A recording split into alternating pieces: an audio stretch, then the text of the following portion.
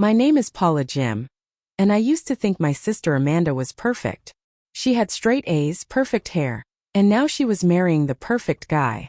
Everyone loved Amanda. Teachers, neighbors, even our parents treated her like she could do no wrong. I'm 15, 2 years younger than Amanda, and I've always been the difficult one. While Amanda studied, I asked too many questions. While Amanda followed rules, I investigated things that didn't make sense. Our parents called it being nosy, but I called it being careful. That's why I was suspicious of her fiancé, Blake Thompson, from the very beginning. Something about him felt wrong, like a puzzle piece that didn't quite fit. But whenever I tried to talk to Amanda about it, she would roll her eyes and tell me I was just jealous of her happiness. Maybe I should have listened to everyone and kept my mouth shut. Maybe I should have just smiled and played the perfect little sister.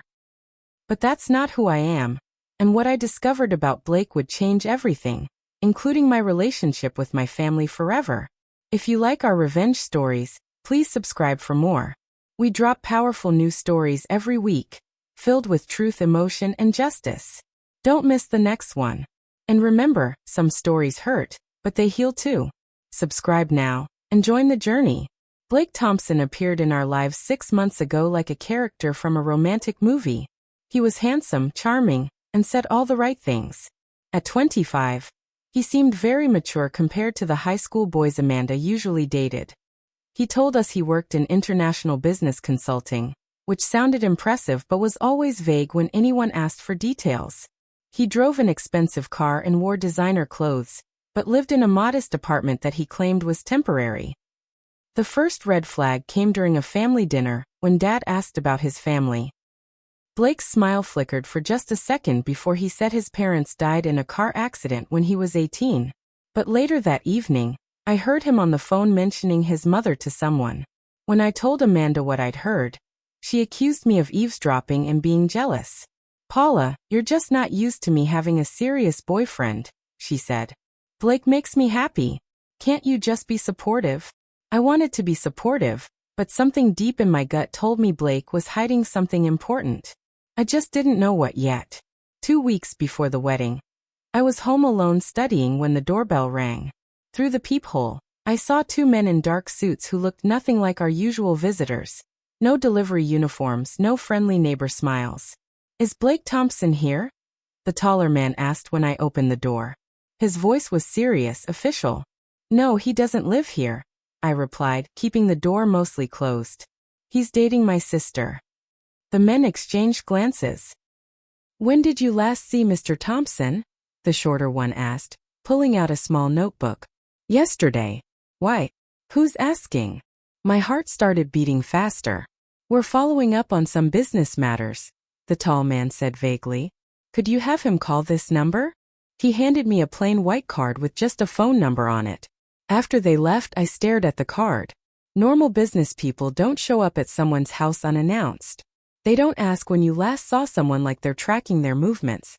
And they definitely don't leave cards with just phone numbers. When Blake came over that evening, I handed him the card. His face went completely white before he quickly stuffed it in his pocket. If you like our revenge stories, please subscribe for more.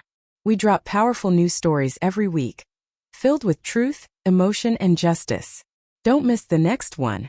And remember, some stories hurt, but they heal too. Subscribe now and join the journey. I couldn't stop thinking about those men and Blake's reaction. That night, I did what any curious teenager would do. I started researching. I searched Blake Thompson International Business online, but found almost nothing.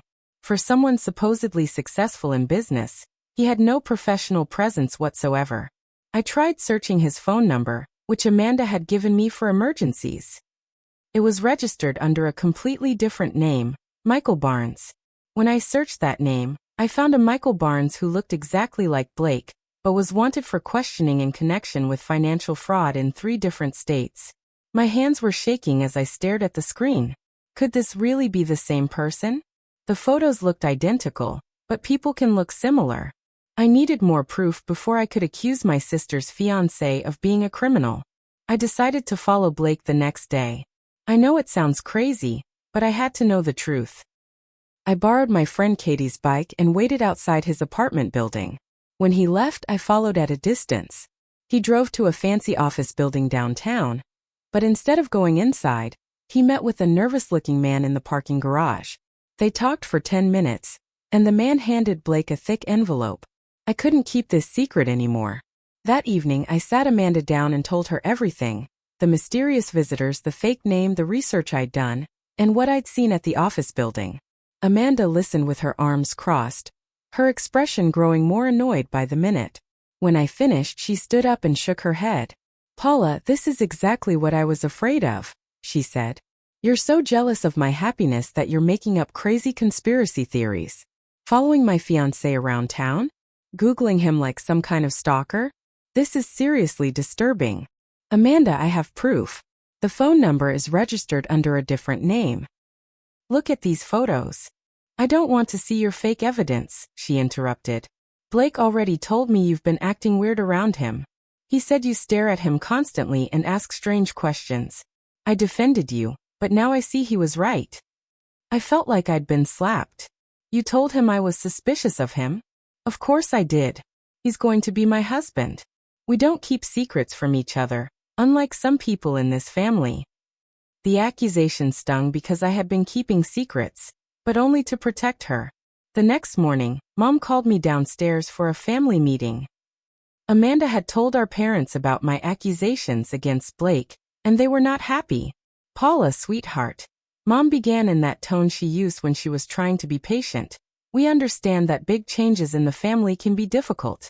Amanda getting married means you won't have her attention like you used to." "This isn't about attention," I protested. "This is about safety. Blake isn't who he says he is." Dad sighed heavily. "Paula, you're 15. You don't have the life experience to judge adult relationships. Blake is a good man who loves your sister. But what about the men who came looking for him? What about?" "Enough," Dad said firmly. "You need to apologize to Blake and Amanda. Your behavior is inappropriate and hurtful. If you can't be supportive of this wedding, maybe you shouldn't be involved in it." The threat hung in the air. My own family was choosing Blake over me, and they didn't even really know him. But I knew that no matter what they said, I couldn't just pretend everything was fine. Something was very wrong, and I was the only one who seemed to care about finding out what. 2 days later, I was walking home from school when a car pulled up beside me. It was the same 2 men who had come to our house. My stomach dropped, but the tall man rolled down his window with a surprisingly gentle expression. "Paula? We spoke at your house last week." I nodded, clutching my backpack straps nervously. "We need you to know that Blake Thompson, or Michael Barnes as he's actually known, is potentially dangerous. We're federal agents, and we've been tracking him for months." My mouth fell open. "Federal agents? Like FBI?" "Among other agencies," the shorter man said. "He's involved in a major fraud ring that's stolen millions of dollars from innocent people. We believe he's planning to disappear soon, possibly after the wedding." "You have to arrest him," I said urgently. "He's marrying my sister this weekend. We need solid evidence that will hold up in court," the tall agent explained. "We're getting close, but we need a little more time. Can you help us?" I looked around nervously. If my family found out I was talking to federal agents about Blake, they would never forgive me. But if Blake was really a criminal, I had to help stop him. "What do you need me to do?" The agents, who told me to call them Agent Rodriguez and Agent Foster, needed my help because I had access to Blake that they didn't. They suspected he was using the wedding as cover for one final big score before disappearing. "We think he's planning to steal money from the wedding gifts and your family's accounts," Agent Rodriguez explained. "Has he shown unusual interest in your parents' finances?" I thought about it. Actually, yes. Last week he was asking Dad about his business accounts and investment portfolio. He said he wanted to give him some advice about international markets. Agent Foster and Rodriguez exchanged meaningful looks. "That's exactly what we were afraid of," Foster said. "Paula, we need you to watch for any unusual behavior this week. If he asks to use any family computers, or wants to be alone in your house, you need to call us immediately." They gave me a special phone number that would reach them directly. "But you have to be very careful," Rodriguez warned. "If Blake suspects you know anything, he could become dangerous. These people don't like loose ends. As they drove away, I felt the weight of the secret pressing down on me. I was 15 years old, and federal agents were depending on me to help catch a criminal. A criminal who was about to marry my sister and possibly steal my family's life savings. The next few days were torture. I had to act normal around Blake while watching his every move for signs of criminal activity. Every time he smiled at me, I wondered if he suspected what I knew. Every time he hugged Amanda, I wanted to scream warnings that she wouldn't believe. On Tuesday, Blake offered to help Mom organize the wedding gift table. He spent an hour going through the cards, claiming he wanted to make sure nothing got lost. I watched from the kitchen doorway as he carefully photographed several gift cards and envelopes with his phone. On Wednesday, he volunteered to help Dad transfer money for wedding expenses. They sat at Dad's computer together for over an hour, with Blake pointing at the screen and asking detailed questions about Dad's bank accounts and online passwords. Thursday evening, I caught Blake coming out of Dad's home office when everyone else was outside looking at wedding decorations. He claimed he was just using the bathroom, but the closest bathroom was upstairs. Each incident made my stomach twist with worry, but when I tried to hint to my parents that something was wrong, they brushed me off. "Paula, Blake is just trying to be helpful," Mom said. "It's sweet that he wants to be involved." I called Agent Rodriguez that night and reported everything I'd seen. "You're doing great, Paula," he said. "We're almost ready to move. Just hold on a little longer." Friday night was the rehearsal dinner, and Blake was in an unusually good mood. He kept checking his phone and smiling to himself. During dinner, he made a toast about new beginnings and exciting adventures ahead that made my skin crawl. After dinner, I overheard him on the phone in the parking lot. "Everything's set for tomorrow," he was saying quietly.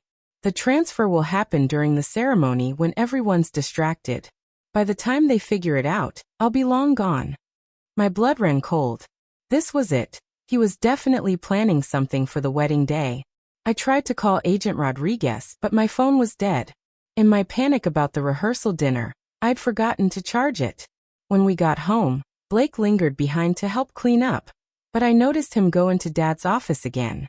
I crept closer and saw him copying something from Dad's computer screen onto a piece of paper. That night, I barely slept. Tomorrow was supposed to be Amanda's perfect day, but I knew it was going to be a disaster. Blake was planning to steal from my family during the wedding ceremony, and there was nothing I could do to stop it without ruining everything. I was starting to understand that sometimes doing the right thing means people will hate you for it. Saturday morning arrived gray and drizzly, which felt appropriate for what was supposed to be a joyful day. The house was chaos, flowers everywhere, caterers in the kitchen, and Amanda locked in the bathroom having a pre-wedding meltdown about her hair. I finally managed to charge my phone and called Agent Rodriguez. "Today's the day," I told him urgently. "Blake's planning something during the ceremony." "We know," he said. "We've been monitoring his communications. Federal agents are already positioned around the venue. Whatever you do, Paula, stay away from Blake today. Don't do anything that might make him suspicious." But staying away from Blake was impossible.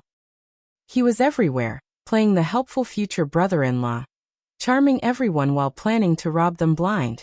At 10 a.m., I saw him slip into Dad's office again. This time, I followed and peeked through the crack in the door. Blake was sitting at Dad's computer, typing rapidly. On the screen, I could see what looked like a bank transfer page. My heart pounded as I realized he was stealing money right now. Hours before the wedding. I had to do something. "What are you doing?" I asked loudly, pushing the door open. Blake spun around, his face flushing red. "Paula, you scared me. I was just checking my email." But I could see the bank website clearly on the screen behind him. "That's not your email," I said, stepping into the office. "That's my dad's bank account." Blake's friendly mask slipped for just a moment, and I saw something cold and dangerous in his eyes. Then he smiled that charming smile and stood up slowly. "Paula, you're confused. Your dad asked me to help him transfer money for the wedding expenses. I'm just being helpful. Dad's getting his hair cut. He didn't ask you to do anything."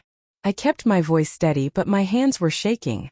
Blake moved closer to me, still smiling, but there was nothing friendly about it anymore. You know, Paula, you've been causing problems for weeks.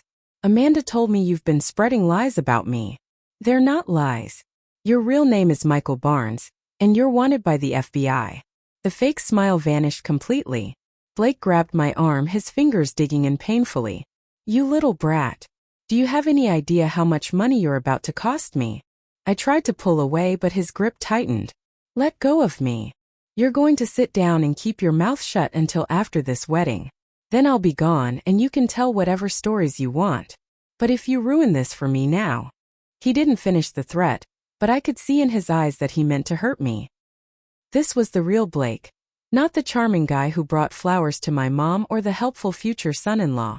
This was a criminal who would do anything to protect his plan. Paula, get away from him. Amanda's voice rang out from the doorway. I turned to see her standing there in her bathrobe, her hair half done, staring at Blake's hand gripping my arm and the bank website still open on the computer screen. Blake immediately released me and stepped back, his charming mask sliding back into place. Amanda. Perfect timing. I was just helping with the wedding transfers, and Paula got confused. The FBI called me, Amanda said quietly, her voice shaking. 10 minutes ago. They said you're wanted for fraud and that my sister has been helping them track you. My mouth fell open. They called you. Amanda's eyes filled with tears. They said they needed to warn me because you might be in danger. They're on their way here now. Blake's face went through several expressions. Shock, anger, calculation. Then he moved toward the window. This is all a misunderstanding. I can explain everything. Explain how your real name is Michael Barnes? Amanda asked, her voice getting stronger. Explain how you've been stealing from my family while planning our wedding? The sound of car doors slamming outside made us all freeze. Blake cursed under his breath and looked around desperately, like a trapped animal. Amanda, we can still fix this. We can leave together right now. I have enough money for us to start over somewhere else. With money you stole from my family? Amanda was crying now, but her voice was firm. I trusted you. I defended you. I chose you over my own sister. The front door burst open, and Agent Rodriguez's voice boomed through the house. Federal agents. Nobody move. Heavy footsteps thundered up the stairs. Blake made a desperate lunge for the window, but I stuck my foot out and tripped him. He crashed into Dad's bookshelf, sending books flying everywhere. Agent Rodriguez and Agent Foster rushed into the office, followed by 3 other agents in bulletproof vests. Michael Barnes, you're under arrest for wire fraud, identity theft, and money laundering. Blake tried to get up, but Agent Foster already had handcuffs ready. You have the right to remain silent. I stood there watching this scene unfold in my dad's home office, feeling surreal. Just an hour ago, this man was supposed to marry my sister. Now he was being arrested by federal agents while wedding flowers bloomed downstairs. Amanda sank into Dad's desk chair, staring at Blake as the agents cuffed him. How much did you steal? She whispered. From your family? About $50,000 so far, Agent Rodriguez said gently. But we stopped the major transfer he planned for this afternoon. That would have been everything, your parents' retirement, the business accounts, all of it. Amanda put her face in her hands and sobbed. Despite everything, I felt terrible for her. She really had loved him, and he had been planning to destroy our entire family. The next few hours were a blur of police cars, neighbors staring from their yards, and my parents trying to understand how their daughter's wedding had turned into a federal crime scene. Mom held Amanda while she cried, and Dad paced around the kitchen making angry phone calls to cancel caterers and florists. The beautiful wedding cake sat untouched on the counter, a symbol of dreams that had turned into a nightmare. I'm so sorry, Paula, Amanda said when she finally stopped crying. You were trying to protect us, and I treated you like you were the problem. I sat down next to her on the couch. I'm sorry too. I didn't want to be right about this. When did you first know? She asked. I thought about it. When those agents first came to the house. But really, I think I knew something was wrong from the beginning. He was too perfect, too good to be true. Dad came over and put his hands on both our shoulders. Paula, I owe you an enormous apology. You showed more wisdom than any of us adults did. Agent Rodriguez appeared in our living room, looking official but kind. I wanted to thank you personally, Paula. Without your help, Michael Barnes would have disappeared with hundreds of thousands of dollars from multiple families. You helped us stop a criminal who's been operating for 3 years. What happens now? I asked. He'll go to trial. Your family will be called as witnesses, but the money he already stole will be returned to you. And Paula. He paused. You might want to consider a career in law enforcement someday. You have good instincts. The weeks after the almost wedding were strange and sad. Amanda moved back into her old room temporarily, trying to figure out how to rebuild her life. She'd quit her job to plan for married life with Blake, and now she had to start over completely. Our family grew closer through the crisis. Mom and Dad kept apologizing for not listening to me, and Amanda and I spent hours talking about everything that had happened. I keep thinking about all the signs I ignored, Amanda said one evening as we sat in her room. The way he always changed the subject when I asked about his family. How he never wanted me to visit his apartment. The fact that he paid for everything in cash. You loved him, I said simply. Love makes people want to believe the best about someone. Amanda looked at old photos from their relationship, shaking her head. He seemed so genuine. How do people learn to lie that well? I didn't have an answer for that. I just knew that some people were very good at being whoever they needed to be to get what they wanted. The hardest part was watching Amanda blame herself. She kept saying she should have known, should have seen the signs, should have listened to me. But I understood why she hadn't. Blake was a professional con artist who had fooled lots of smart people. You're not stupid for trusting someone you loved, I told her. That's what normal people do. Blake was the one who was wrong, not you. 6 months later, we all had to testify at Blake's trial. It was intimidating walking into that courthouse, knowing that everything I discovered would be presented as evidence. Amanda was the first family member to testify. She spoke clearly about how Blake had gained access to our family's financial information and personal details. She didn't cry, which I thought was incredibly brave. When it was my turn, the prosecutor asked me to explain why I'd first become suspicious of Blake. I looked at the jury and tried to organize my thoughts. He was too good to be true, I said finally. Real people have flaws and make mistakes. Blake never did anything wrong, never had a bad day, never disagreed with anyone. He was like a character someone had created to be perfect. The defense attorney tried to make me sound like a jealous little sister who had made everything up, but I had evidence. Photos, phone records, witness statements from the federal agents. Blake sat at the defendant's table in an orange jumpsuit, looking nothing like the charming man who had almost married my sister. He stared at me while I testified, but I wasn't afraid of him anymore. He was just a criminal who had been caught. The most shocking testimony came from other victims.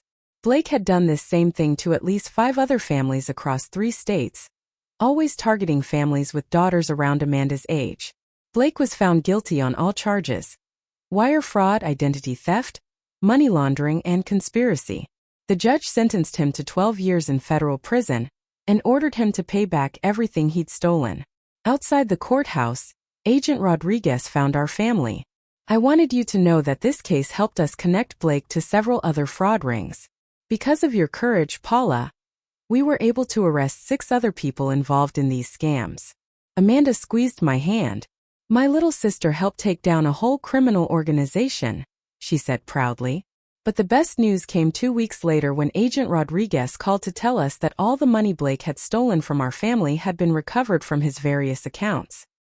Dad's retirement fund was restored, and Mom's business account was back to normal. How did you find all his hidden accounts? I asked during the phone call. Remember that piece of paper you saw him writing on in your dad's office? He'd copied down account numbers and passwords for later use. When we arrested him, it was still in his pocket. He basically gave us a roadmap to all his criminal activity. I had to laugh at that. Blake was supposed to be this master criminal, but he'd been caught because he wrote down evidence of his crimes and forgot to get rid of it. Sometimes the bad guys defeat themselves by being too greedy and careless. A year later, Amanda started dating again, carefully, but with optimism. She'd learned to trust her instincts better and wasn't afraid to ask questions when something didn't feel right. I think Blake actually taught me something valuable, she said one day. He showed me that I'm stronger than I thought. I survived having my heart broken and my trust shattered, and I'm still okay. Our relationship was stronger now, too. Amanda had learned to value my perspective, and I'd learned to express my concerns more effectively, rather than just feeling frustrated when people didn't listen. Mom and Dad also changed their approach to family decisions. They started asking for my opinion on things and taking my observations seriously. Felt good to be heard. At school, word had gotten around about what happened with Blake, and some of my classmates thought it was cool that I'd helped the FBI catch a criminal. My social studies teacher even invited me to speak to other classes about trusting your instincts and the importance of speaking up when something seems wrong. You prove that young people can make a real difference when they pay attention and act on what they observe, she told me. But the best part was knowing that other families were safe because Blake and his criminal partners were in prison where they belonged. Looking back on everything that happened, I learned some important lessons about family, trust, and standing up for what's right. First, I learned that being right doesn't always make people happy with you. Sometimes doing the right thing means people will be angry at you, at least at first. But protecting people you love is more important than being popular. Second, I learned that adults don't always have better judgment than young people. Age and experience are valuable, but sometimes fresh eyes can see things that others miss. My parents' desire to trust and welcome Blake blinded them to warning signs that seemed obvious to me. Third, I learned that real love sometimes means disappointing people. I disappointed Amanda by investigating Blake, but ultimately I helped save her from a much bigger disappointment and danger. Most importantly, I learned to trust my instincts. When something feels wrong, it usually is wrong, even if you can't immediately prove it. That uncomfortable feeling in your gut is often your brain picking up on details that your conscious mind hasn't processed yet. Amanda often thanks me now for not giving up, even when everyone told me to stop being suspicious. You saved our whole family, she says. But I know I couldn't have done it alone. Agent Rodriguez and Agent Foster were the real heroes who built the case and arrested Blake safely. 2 years after the almost wedding, Amanda got engaged again. This time to a guy named Tom who she'd known since college. The difference was obvious immediately. Tom had old friends who told stories about him, a family we could visit, and a job history we could verify. Most importantly, he had flaws. He was messy, sometimes grumpy in the morning, and terrible at parallel parking. He's perfectly imperfect, Amanda told me with a smile. And I love that about him. This time, when Amanda asked me what I thought about her fiancé, I could honestly say I liked him. Tom didn't try too hard to impress our parents. He didn't have mysterious phone calls or vague stories about his past. He was just a normal guy who made Amanda laugh and supported her dreams. The wedding planning was different too. Amanda included me in every decision, asked for my opinions, and actually listened when I shared them. We became true partners in creating her special day. I want you to be my maid of honor, she said one afternoon while we were looking at flower arrangements. You're the most loyal person I know, and I want you beside me when I marry someone who's actually worthy of our family. I was honored and touched. Being maid of honor meant standing up for Amanda in front of everyone who knew our story, including people who remembered when I was the difficult sister who almost ruined her first wedding. Amanda's actual wedding day was beautiful in a completely different way than the first one would have been. Instead of expensive decorations and fancy flowers, everything was simple and genuine. Instead of hundreds of guests, we had close friends and family who truly knew and loved both Amanda and Tom. As maid of honor, I had the job of making sure Amanda had everything she needed. But unlike the first wedding, there were no crises to solve, no suspicious behaviors to investigate, and no federal agents lurking around the venue. During the ceremony, Amanda looked radiant. Not because her makeup was perfect or her dress was expensive, but because she was genuinely happy and marrying someone who genuinely loved her. When the minister asked if anyone objected to the marriage, I found myself holding my breath out of habit. But of course no one objected. There was nothing to object to. Tom's vows were simple and honest. Amanda, you've shown me what it means to be strong, resilient, and kind. You've taught me that surviving something difficult can make you better, not bitter. I promise to support your dreams, protect your heart, and never take your trust for granted. Amanda's vows made everyone cry. Tom, You came into my life when I was rebuilding it, and you helped me remember what real love looks like. You've shown me that trust is something to be earned slowly and protected carefully. I promise to love you exactly as you are, not as someone I want to change you into." At the reception, Agent Rodriguez appeared as a surprise guest.